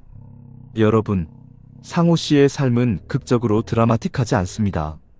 그저 평범한 직장인으로 살다가 조금 일찍부터 노후 준비를 시작했고 무리하지 않았을 뿐입니다. 하지만 그 차이가 노후의 무게를 완전히 달라지게 만들었습니다. 지금도 많은 사람들이 비슷한 갈림길에 서 있습니다. 퇴직금을 어디에 써야 할지 고민하고 눈앞의 이익에 흔들리며 불안 속에서 결정을 내립니다. 하지만 상호 씨의 이야기가 보여주듯 안정과 준비를 선택한 사람에게는 위기가 와도 다시 설 수 있는 힘이 있습니다. 그는 손주가 놀러 올 때마다 이런 말을 자주 합니다. 할아버지가 젊었을 때 한 번의 유혹에 흔들렸다면 너에게 줄 용돈도 웃음도 없었을 거야. 이 말 속에는 단순한 자랑이 아니라 긴 세월을 버티며 배운 교훈이 담겨 있습니다. 여러분, 노후의 행복은 결코 우연히 오지 않습니다. 준비한 만큼 그리고 무리하지 않은 만큼 다가옵니다. 위에서 소개한 불행한 사례가 남 얘기 같지 않듯 상호 씨의 사례 또한 우리에게 실현 가능한 길을 보여줍니다. 지금의 작은 선택이 앞으로의 큰 차이를 만들어낼 것입니다. 여러분, 먼저 한국의 현실부터 다시 확인해 봐야겠어요. 한국 고령자의 상대적 빈곤율은 OECD 국가 중에서도 가장 높은 수준입니다. 실제로 2018년 기준으로 기준 중위소득의 절반 이하로 사는 65세 이상 인구 비율이 40%를 넘었고 2021년에는 37.7%까지 조금 낮아졌지만 여전히 OECD 평균 약 13%의 3배에 달합니다. 게다가 소득뿐 아니라 자산과 소비를 포함해보면 빈곤의 정도는 여전히 심각한 수준이며 특히 1950년 이전 출생한 고령층에서 더 높게 나타난다고 합니다. 연금 체계도 충분한 보호를 제공하지 못하고 있다는 것이 현실입니다. 기본연금은 2021년 기준 최대 30만 원 수준이었는데 이는 노후 생활비의 아주 일부만을 채워줄 뿐입니다. 위키백과 그리고 한국의 공공사회복지 지출은 GDP 대비 약 12.3%에 불과한데 이는 OECD 평균 20.1%의 60% 수준밖에 안 되가 노인을 위한 복지연금 지출로 넉넉하다고 보기 어렵죠. 인구 구조도 빠르게 변하고 있습니다. 2022년 기준으로 65세 이상 인구 비율이 14%를 넘어 이미 고령사회로 진입했으며 2045년에는 세계에서 가장 빠르게 초고령 사회로 진입할 것으로 예상됩니다. 2067년에는 고령층이 전체 인구의 46.5%를 넘어설 전망이에요. 한편 국민연금 기금의 지속 가능성도 도전받고 있습니다. 최근 국회는 국민연금 보험료율을 현행 9%에서 향후 8년간 점진적으로 13%까지 인상하고 2026년까지 소득 대체율을 41.5%에서 43%로 높이는 개혁을 통과시켰습니다. 이는 공적연금 기금의 고갈 시점을 15년 정도 늦춰 2071년까지 연장하겠다는 계획입니다. 또한 한국의 피크임금 시스템 즉 56세 이후 임금을 연차별로 줄이다가 정년퇴직을 맞이하도록 설계된 구조는 고령층의 소득을 크게 줄이는 문제로 지적받고 있습니다. 60세 이상 노동자 중 약 70%가 불안정 고용 상태에 있고 65세 이상 고령자의 약 38%는 빈곤선 이하 소득으로 살아간다는 통계도 있습니다. 한편 국외를 살펴보면 세계은행이나 OECD에서도 한국의 노후소득 보장 체계가 취약하다고 평가받고 있으며 급속한 고령화와 낮은 복지 지출이 결합되어 노인 빈곤 문제를 악화시키고 있다는 분석이 많습니다. 구체적 논문명은 언급하지 않습니다. 이러한 자료들은 위 사례처럼 꼼꼼히 준비하고 안정적 자산연금 기반을 갖춘 분이 얼마나 드물고 또 중요하게 여겨지는지를 보여주는 강력한 배경이 됩니다. 여러분, 이제부터는 실질적으로 도움이 될 만한 정책들을 함께 볼게요. 먼저 대한민국 정부는 2025년 노인에게 가능한 일자리를 110만 개 만들고 기본연금과 장애연금을 2.3% 인상하기로 했습니다. 그리고 서울시에서는 2040년까지 최대 225곳의 실버케어 센터를 짓는 계획으로 고령층의 복지 서비스 접근성을 높이려고 노력하고 있습니다. 더불어 2025년 1월에는 시니어 고용지원센터가 문을 열어 60세 이상 고령자에게 적합한 민간 일자리를 연결하고 맞춤형 직무 교육을 제공하게 되었습니다. 이처럼 한국에서는 단순 연금만이 아니라 실제 일할 수 있는 기회와 지역 기반 돌봄 인프라를 확충하는 쪽으로 정책을 짜고 있어요. 또한 치매나 장기요양 같은 문제도 관심의 대상이 되고 있는데요. 한국은 이미 장기요양보험 제도를 통해 65세 이상이나 만성질환자에게 요양 서비스를 제공하고 있으며 이를 통해 병원 의존을 줄이고 지역 중심 돌봄을 강화하려는 정책적 기반을 마련해놨습니다. 여기에 더해 최근에는 치매 돌봄 체계를 건강보험과 연계해 구축해 나가며 지역사회 내 안전망을 강화하고 있습니다. 해외 사례를 보면 일본은 2000년부터 노인 장기요양보험 제도 롱마이너스텀 케어 인슈런스를 도입해서 공라이프 케어부터 예방, 주거복지까지 지역 기반 통합 서비스를 제공해 왔습니다. 특히 2015년에는 고위험 대상 중심 방식에서 커뮤니티 기반 예방 중심으로 전략을 전환해 이코이노사로나 KUINO 설랑 같은 커뮤니티 공간을 활용하는 방식도 강화했죠. 또 일본은 후레아이 키프 FUREAI KIPPU라는 시간에 기반한 지역 통화 시스템을 통해 고령자를 돕는 행위에 일정 시간을 적립하고 그걸 나중에 본인이 돌봄이 필요할 때 사용하거나 가족에게 이전하는 상호부조 기반 프로그램도 도입했습니다. 이 시스템은 단순 복지가 아니라 연대와 신뢰의 구조를 만드는 방식으로 우리도 참고할 만한 아이디어입니다. 정리하자면 국내에서는 일자리 확대, 장기요양보험의 확대, 그리고 치매 지역 돌봄 연계 강화가 핵심입니다. 지자체별로 실버케어 센터, 시니어 고용센터 같은 공간과 지원망을 확대하고 있어요. 해외, 특히 일본 사례에서는 지역 기반 예방 돌봄, 상호보조 시스템, 통합 커뮤니티 케어라는 접근이 매우 유효합니다. 여기서 중요한 건 이 정책들을 내 삶의 도구로 실제 활용하는 것입니다.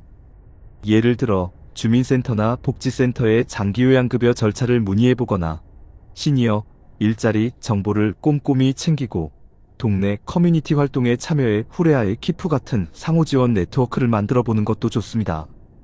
그리고 무조건 장기 투자나 고위험 투자 전에 이런 제도적 안전망을 먼저 챙기는 것이 진짜 노후 안정을 지키는 길이니까요. 한 장의 편지는 때로는 무너진 마음을 일으켜 세우고 또 한 장의 저금통은 미래를 환하게 밝혀주는 등불이 된다. 쓰러진 이름표를 붙잡고 울던 이도 있었고 작은 습관을 지켜내며 웃음을 남긴 이도 있었다. 길은 다르지만 결국 우리의 노후는 오늘의 선택으로 쓰여지는 또 다른 이야기다. 여러분, 오늘 우리는 두 사람의 삶을 함께 걸어왔습니다. 승진에서 탈락하고 자신감을 잃어 매일이 두려움이었던 한 남자의 이야기.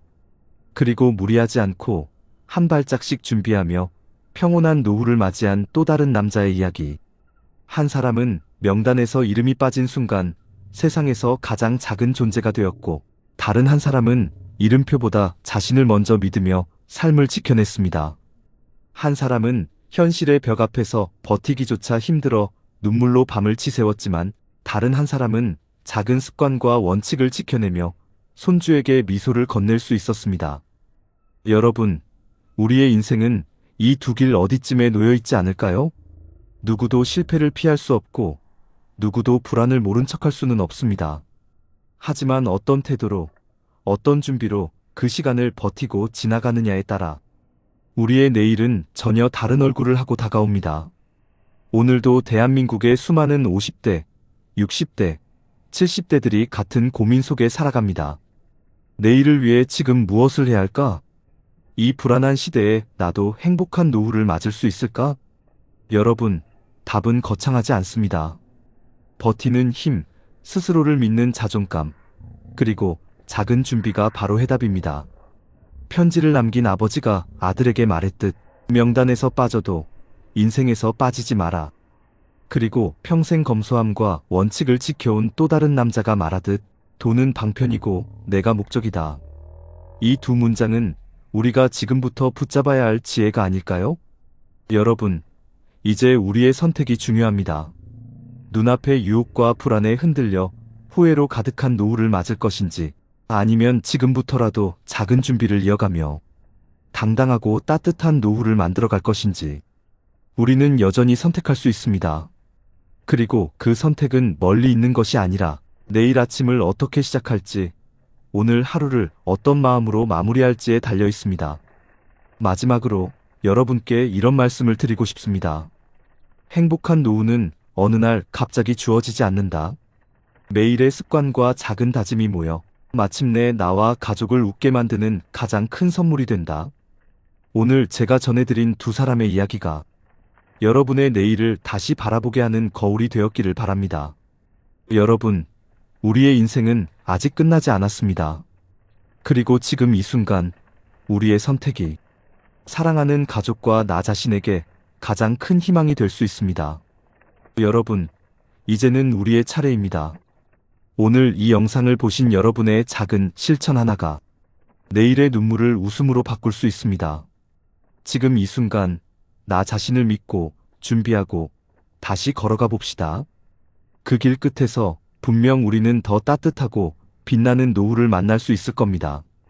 55세에 24억을 투자했던 남자, 지금은 단칸방에서 혼자 컵라면을 먹고 있습니다. 가족도, 집도, 회사도 모두 잃었죠. 단 한 번의 투자 결정 때문에요. 여러분, 혹시 최근 뉴스에서 수도권 외곽 신도시에 상가 투자했다가 경매로 모든 걸 잃은 중년 가장의 이야기 들어보셨나요? 역세권, 호재, 수익률 8% 보장 이런 말 믿고 투자했다가 월세 한 푼 못 받는 상태로 이자만 수천만 원 갚는 사람들 생각보다 훨씬 많습니다. 혹시 지금 나도 은퇴 전에 뭐 하나 해놔야 하지 않나? 그런 고민하고 계시다면 오늘 이 영상은 반드시 끝까지 보셔야 합니다. 이 영상에서는 실제로 벌어진 한 중년 남성의 처참한 실패 사례와 같은 조건 속에서 현명한 판단으로 노후를 지켜낸 사람의 이야기를 함께 소개해드립니다. 내가 원하는 노후는 어떤 모습인지 지금부터 함께 생각해 보시죠. 잠시 시작하기 전에 구독과 좋아요는 이 채널을 계속 이어갈 수 있는 큰 힘이 됩니다. 여러분의 작은 클릭이 많은 분들의 노후를 지키는데 도움이 됩니다. 그리고 오늘 영상에서는 방금 말씀드린 내용과 관련해 대한민국에서 실제로 벌어진 안타까운 한 사례와 그와는 정반대로 현명한 판단으로 안정된 노후를 맞이한 또 다른 사람의 이야기를 함께 소개해드릴 예정입니다. 영상을 끝까지 보시면서 나는 과연 어떤 선택을 하고 싶을까? 내 노후는 어느 쪽에 가까운가? 한 번쯤 깊이 생각해 보시는 시간이 되시길 바랍니다.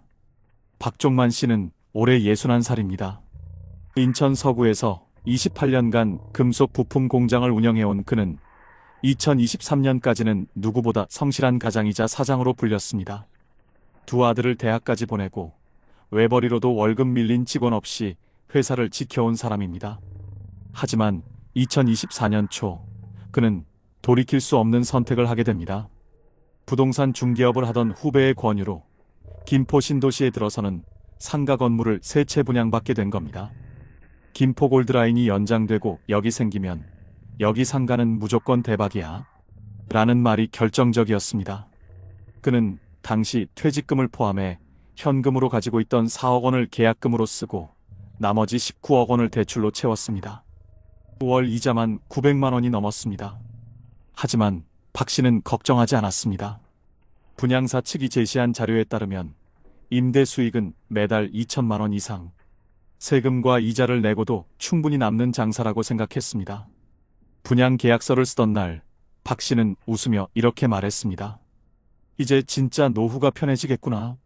문제는 입주 후부터 시작됐습니다.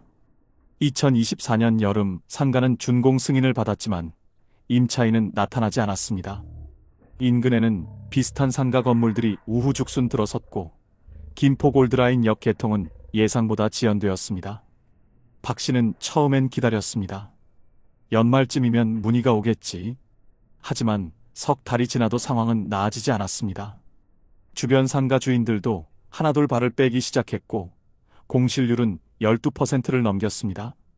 결국 이자 납입일이 다가왔고 박 씨는 회사 자금에서 이자를 빼내기 시작했습니다. 직원들 급여 일부도 한 달씩 밀렸습니다. 그는 죄책감에 시달렸지만 이 상황이 곧 끝날 거라는 희망을 버리지 않았습니다. 하지만 이듬해인 2025년 초 상황은 더욱 악화됐습니다. 김포 상권의 공실률은 15%가 넘었고 박 씨가 매입한 건물은 한층 전체가 비어 있었습니다. 그는 임대료를 반값으로 내렸지만 그래도 연락이 오지 않았습니다. 가족도 힘들어지기 시작했습니다. 대학생 둘째 아들은 학비를 벌기 위해 새벽 아르바이트를 시작했고 아내는 박 씨 몰래 보험 2개를 해지했습니다. 박 씨가 이 사실을 알게 된 건 통장에서 자동이체가 빠지지 않은 날이었습니다. 그는 점점 숨을 쉬기 어려워졌습니다. 새벽 3시, 4시에 잠에서 깨 창밖만 멍하니 바라보다가 출근하는 날이 반복됐습니다. 공장은 점점 수주가 줄었고 기존 거래처 2곳이 계약을 중단했습니다. 이유는 단순했습니다. 사장님, 최근 신용등급이 떨어지셨더라고요. 본사에서 리스크 관리 지침이 나왔어요. 신용등급은 9등급까지 떨어졌고 은행에서는 추가 대출을 거절했습니다. 박 씨는 결국 결단을 내려야 했습니다. 회사의 설비 일부를 중고로 팔아 이자 일부를 막았고 직원 3명을 구조조정했습니다. 당시 직원 중 한 명이 사장님, 여기까지 버틴 것도 기적이에요. 라고 말해줬지만 박 씨는 웃을 수 없었습니다. 2025년 봄, 그는 아내에게 결국 이렇게 말했습니다. 여보, 우리 집도 팔아야 할 것 같아. 인천 서구에 있는 33평 아파트. 그들이 20년을 살아온 집이었습니다. 시세는 7억이었지만 금매로 5억 9천만 원에 내놓았고 실제 계약은 5억 6천에 이루어졌습니다. 그 돈으로 이자, 일부와 회사 운영비를 충당했지만 손에 남는 건 거의 없었습니다. 이사한 곳은 경기도 김포의 외곽, 전세 2억 5천만 원짜리 오래된 다세대 주택이었습니다. 방은 둘, 아이들 방은 따로 만들 수 없었습니다. 박 씨는 거실에 매트리스를 펴고 잠들었고 아내는 부엌 옆 작은 방에 자리를 잡았습니다. 이삿날 둘째 아들이 우리 다시 돌아올 수 있지? 라고 묻자 박 씨는 대답을 하지 못했습니다. 그해 여름 상가는 경매에 넘어갔습니다. 최초 분양가보다 훨씬 낮은 금액으로 낙찰됐고 그 차액은 고스란히 박 씨의 채무로 남았습니다. 채권자는 변제를 요구했고 박 씨는 남은 공장 기계를 모두 처분해 겨우 일부를 상환했습니다. 그리고 지금 그는 예전 공장 인근에서 철물점을 운영하고 있습니다. 하루 매출은 10만 원 남짓. 직원은 없고 혼자 셔터를 올리고 내립니다. 가끔 박 씨는 그 상가 앞을 지납니다. 지금은 편의점과 네일숍, 작은 병원이 들어섰습니다. 그는 그 모습을 바라보다 혼잣말처럼 중얼거립니다. 그때 내가 왜 그랬을까? 아내와 아이들은 여전히 곁에 있지만 그 눈빛은 예전과 다릅니다. 시간은 흘렀지만 박 씨의 마음엔 그때의 선택이 아직도 깊이 남아 있습니다. 그리고 그 흔적은 지금도 조용히 그의 하루를 무겁게 끌고 갑니다. 여러분 어떠시나요? 위의 사례는 정말 비참하고 서글픈 인생 아닌가요? 하지만 지금부터 소개해드리는 사례는 정반대의 선택으로 행복한 노후를 보내고 있는 분을 소개해드리겠습니다. 경기도 고양시 덕양구에 사는 정혜성 씨는 올해 65살입니다. 젊은 시절부터 대기업 정비부서에서 36년을 근무한 뒤 정년 퇴직을 앞두고 그는 고민에 빠졌습니다. 내가 퇴직하고 나면 과연 뭘 하며 살아야 할까? 정 씨는 아파트 한 채 외엔 별다른 자산이 없었고 퇴직금으로 뭘 해야 할지도 막막했습니다. 하지만 그는 성급하게 움직이지 않았습니다. 퇴직 2년 전부터 근로자복지공단에서 운영하는 은퇴설계 프로그램을 등록했고 지역시청에서 운영하는 노후금융 멘토링 과정도 이수했습니다. 그곳에서 만난 한 노년 심리상담사는 이렇게 말했습니다. 돈은 쓰는 속도보다 버는 구조가 중요합니다. 안정적인 흐름이 만들어져야 가족도 마음 편히 지낼 수 있어요. 이 말이 정 씨에게 큰 울림을 주었습니다. 퇴직 후 정 씨는 아파트를 팔지 않았습니다. 오히려 25년간 살아온 아파트를 임대로 전환하고 본인은 근처 월세 60만 원짜리 원룸으로 이사했습니다. 이 집은 아이 둘 대학 보낼 때 고생했던 터전이에요. 하지만 이제는 이 아파트가 우리 가족을 지켜줄 수 있어야죠. 정 씨는 임대 수익으로 월 150만 원을 확보했고 퇴직금 중 일부는 시니어 연금 상품에 분산 투자했습니다. 월 25만 원의 확정연금을 받고 있으며 나머지는 CMA 계좌와 적립식 펀드로 분산해 두었습니다. 그는 이렇게 말합니다. 불확실한 수익보단 일정한 흐름이 주는 마음의 안정이 크더라고요. 하지만 이보다 더 놀라운 건 그의 생활비 구조입니다. 정 씨는 현재 월 지출이 약 120만 원입니다.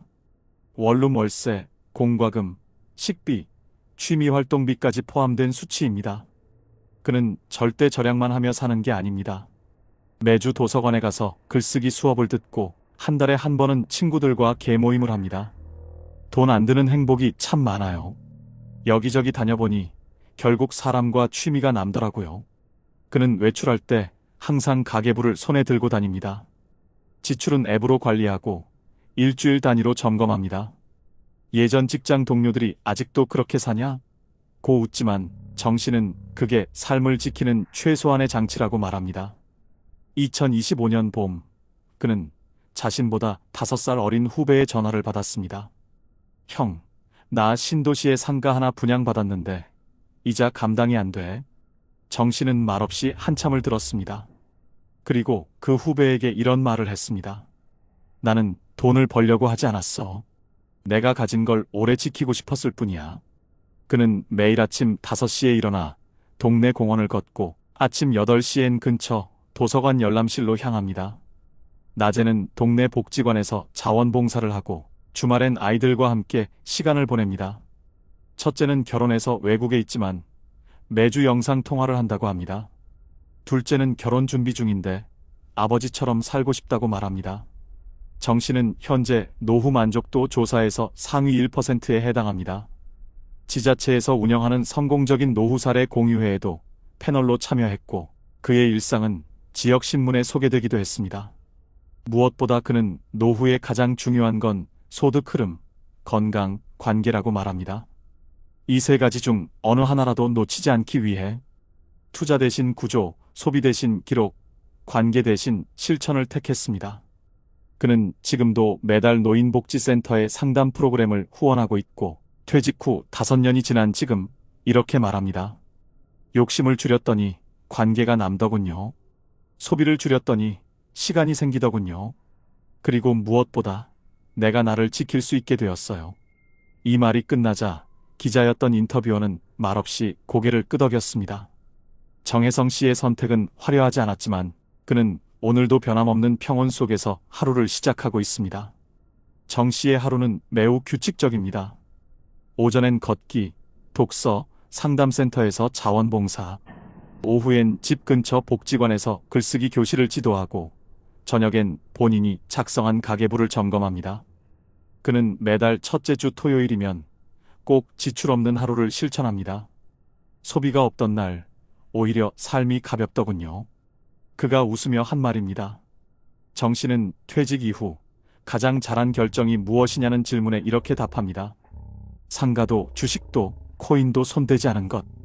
그리고 사람들과의 관계를 정리하지 않은 것. 그가 말한 사람들과의 관계에는 특별한 의미가 담겨 있습니다. 퇴직 직후 우울감이 몰려왔을 때 구청 노인복지센터에서 자신보다 어려운 사람에게 시간을 나누라는 강의를 들은 적이 있습니다. 그 후 매주 수요일엔 시각장애인 낭독 봉사, 금요일엔 복지관 급식 자원봉사에 참여해왔습니다. 그곳에서 그는 진짜 노후가 무엇인지 알게 됐다고 말합니다. 나를 불러주는 사람이 있고 내가 갈 곳이 있다는 것. 이게 돈보다 귀한 자산이에요. 물론 불안한 날도 없었던 건 아닙니다. 첫 겨울 난방비가 많이 나왔을 때는 이러다 정말 부족해지면 어쩌지? 라는 생각이 스쳤습니다. 하지만 그때도 그는 소비 내역을 되짚으며 방향을 조정했고 불안은 숫자가 아니라 관계에서 온다는 결론을 내렸습니다.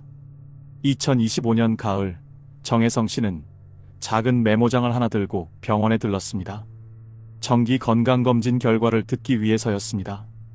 혈압, 콜레스테롤, 혈당 수치 모두 안정적이었습니다. 의사가 그에게 물었습니다. 별다른 비결이라도 있으신가요? 정 씨는 환하게 웃으며 대답했습니다. 기록이요. 제 일상은 제가 쓴 지도로 움직입니다. 그는 요즘 작은 꿈이 생겼습니다. 지역 복지관의 시니어 금융 문예 모임을 만들어 자신처럼 퇴직 후 불안한 이들에게 배운 것을 나누고 싶다는 겁니다. 우리는 돈을 위해 일했지만 노후에는 돈이 우리를 지켜야 해요. 정 씨가 가장 자주 쓰는 말입니다. 이제 정혜성 씨에게 노후는 두려움의 시간이 아니라 오히려 두 번째 성장기로 여겨지고 있습니다. 그가 매일 아침 문을 열고 나갈 때 그 발걸음은 가벼우면서도 단단합니다. 누구도 알아주지 않아도 괜찮습니다. 그는 자신이 선택한 길 위에서 누구보다 자신 있게 걸어가고 있습니다. 상가 투자 실패 사례는 단순한 개인의 문제가 아니라 지금 한국 사회가 직면한 구조적 현실을 반영하고 있습니다.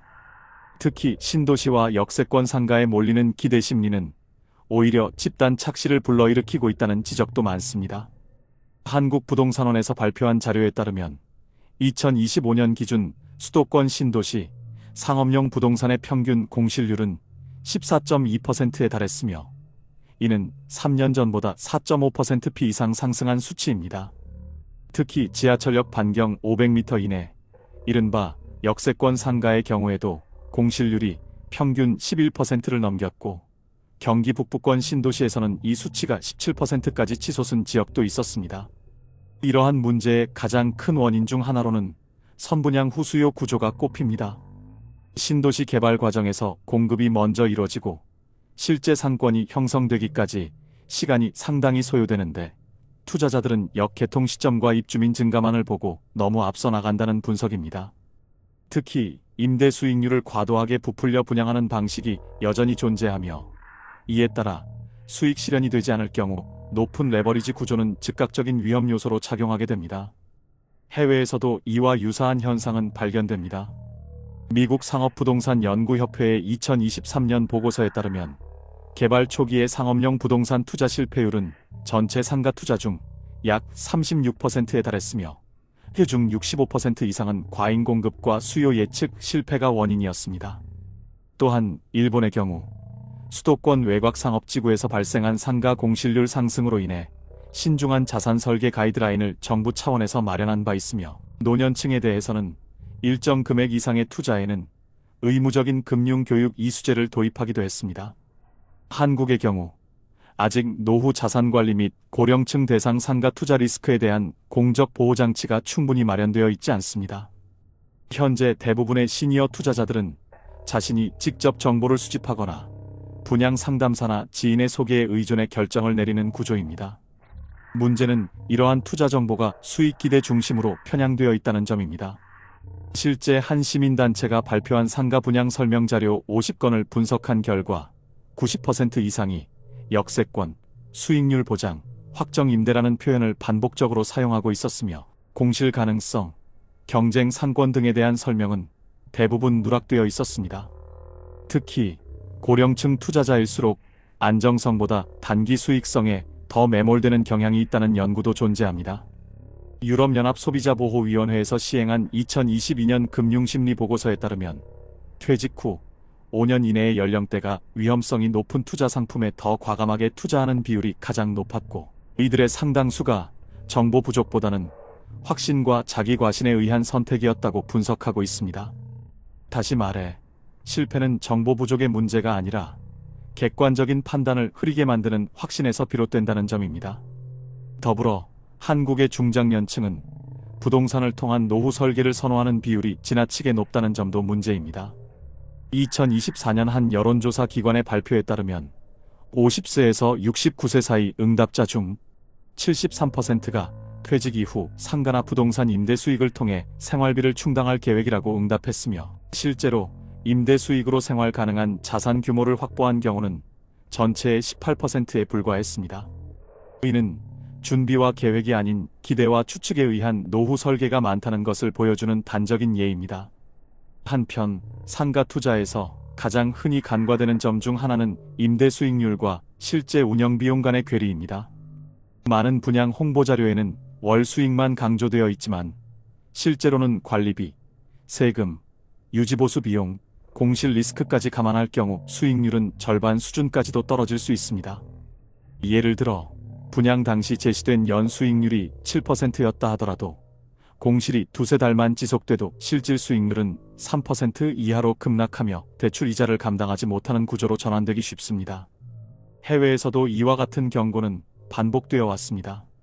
캐나다 소비자금융보호국은 최근 은퇴 연령층의 부동산 투자 확대에 대해 고정소득 구조를 가진 이들에게는 변동성 자산이 지나치게 위험할 수 있으며 투자 손실보다도 회복 불가능한 심리적 손상이 더 큰 문제라고 지적한 바 있습니다.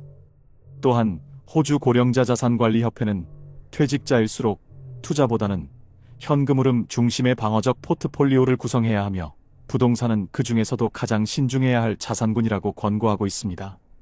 한국 역시 지금은 투자 유행이 아닌 자산의 생존 가능성을 점검해야 할 시기입니다. 상가 하나로 노후를 바꿔보려는 시도가 오히려 모든 것을 무너뜨릴 수 있다는 현실, 그리고 그로 인해 회복까지 수년이 걸릴 수 있다는 사실을 우리는 잊지 말아야 합니다.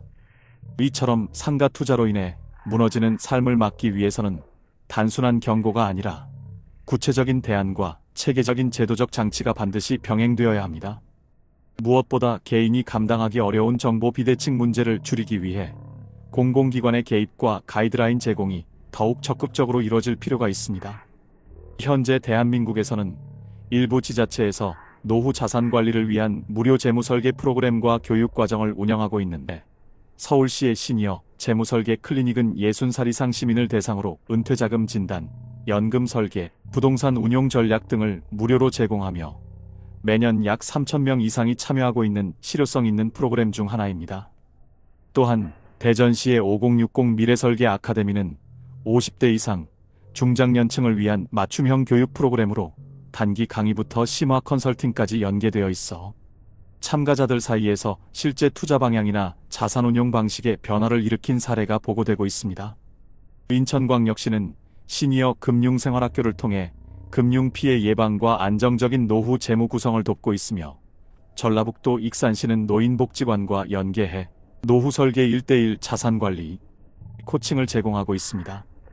또한 중앙정부 차원에서도 금융감독원은 매년 고령 금융 소비자 보호 가이드를 발간하고 있으며 여신금융협회와 연계하여 시니어 대상 금융교육도 점차 확대되고 있습니다.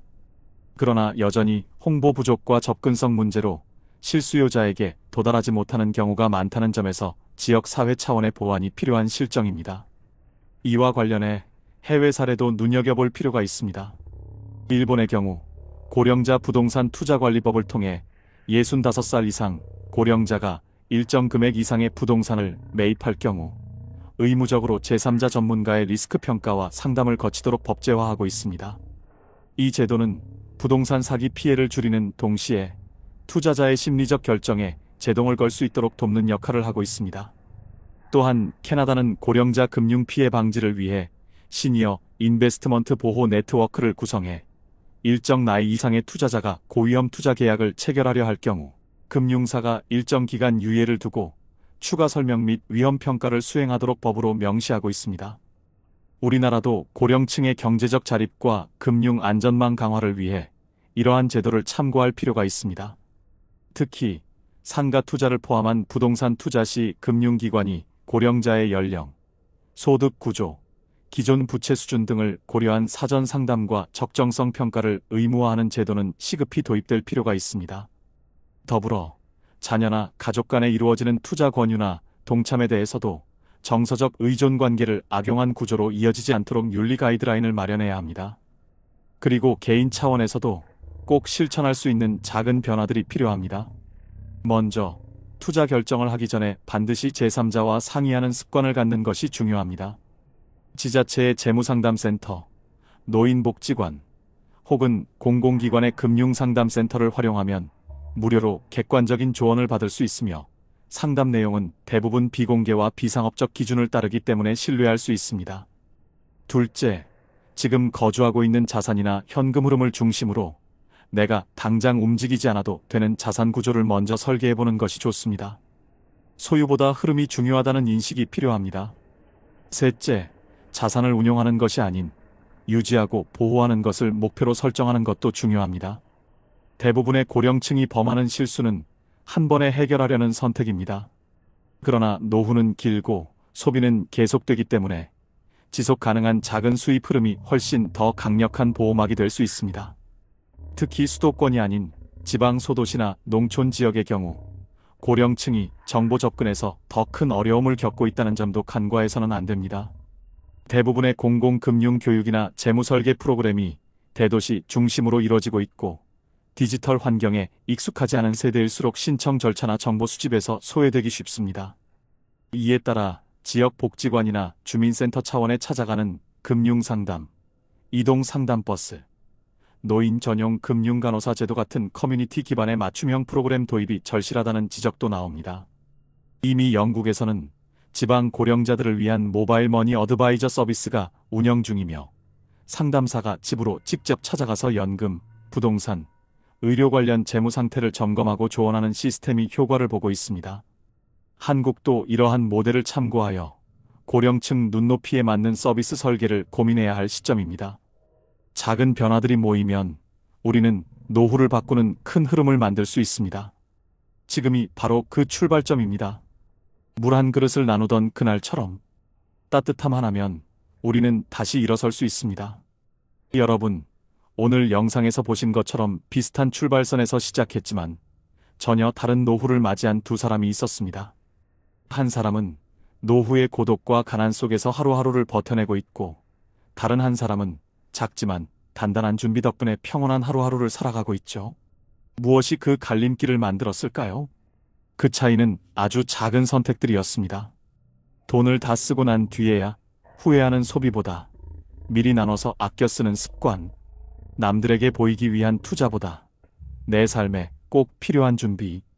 그리고 무엇보다 힘들다고 혼자 견디지 않고 손을 내밀 줄 아는 용기. 여러분, 아직 늦지 않았습니다. 당장은 어렵고 막막해 보여도 지금 이 순간부터라도 내 노후는 내가 책임진다는 마음으로 작게라도 실천한다면 우리 앞의 내일은 바뀔 수 있습니다. 서울의 한 지자체에서는 어르신 일자리 지원센터를 통해 하루 2시간에서 3시간 무리되지 않는 범위에서 어르신들이 일하며 용돈을 벌 수 있도록 돕고 있습니다. 어떤 군은 무료 식사 제공뿐 아니라 문화 강좌까지 연계해 단절된 사회와 다시 이어질 수 있는 기회를 주고 있고요. 실제로 그런 프로그램에 참여한 어르신들은 사람 소리 듣는 게 오랜만이다. 이제야 진짜 내 자리를 찾은 것 같다고 눈물로 말합니다. 또한 일본에서는 고령층의 빈곤 문제를 해결하기 위해 지역 통합 돌봄 제도를 국가 차원에서 운영하고 있습니다. 의료, 요양, 주거, 생활 지원까지 한 곳에서 연계해주는 시스템으로 혼자 남겨진 어르신들의 삶을 안전망으로 지켜주는 것이죠. 미국에서도 저소득 은퇴자를 위한 HUD 공공임대주택이 실질적인 보호 역할을 하고 있습니다. 이처럼 우리 사회도 그리고 우리 자신도 조금만 더 관심을 가지면 따뜻한 노후를 준비할 수 있습니다. 지금 이 영상을 보고 계신 여러분께 말씀드립니다. 우리가 걸어온 길은 참으로 치열하고 고된 길이었습니다. 하지만 남은 시간은 조금 더 따뜻하고 평화롭고 웃음이 있는 시간이길 바랍니다. 그것을 만들 수 있는 힘은 다름 아닌 여러분 자신에게 있습니다. 우리 그렇게 마지막까지 품위 있게 살아보지 않으시겠어요? 지금 여러분의 노후를 바꿀 작은 한 걸음을 시작해보세요. 그리고 저희 채널과 함께 끝까지 손잡고 걸어가요. 고맙습니다.